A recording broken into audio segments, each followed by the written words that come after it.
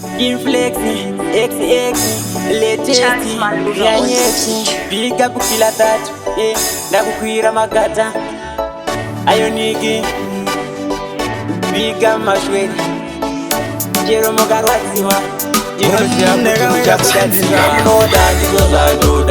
Nyangozenyu mugandi zonda zirazengo mando ramani chirunda inani kotini waniuma zamunoda ndizo zandoda Nyangozenyu mugandi zonda zirazengo mando ramani chirunda inani kotini waniuma chero mukati kuimba kumbega chiricho chipo chandakasenga kunyanya kune vanovenga ini kuimba handimboneta toda kuramba ini ndichifaita kusvikira pazvinozonzi zvaita vavengi vachabuda dikita vachavenga chete iyerita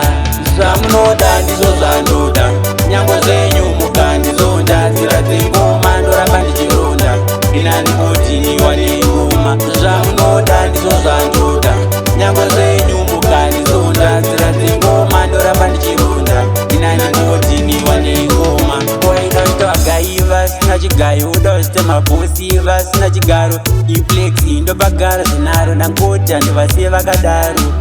miraone panopera rino wiki vafana vakadai topinza mushiki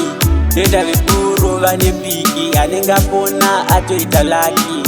zvamunoda ndizvo zvandoda Nyangozenyu mugandizonda nzira dzengoma ndoramba ndichironda inani kotini wanengoma zvamunoda ndizvo zvandoda Nyangozenyu mugandizonda nzira dzengoma ndoramba ndichironda inani kotini wanengoma chero mukati kuimba kupenga chiricho chipo chandakasenga kunyanya kune vanovenga ini kuimba handimboneta toda kuramba ini ndichifaita kusvikira pazvinozonzi zvaita vavengi vachabuda dikita vachavenga chete iyerita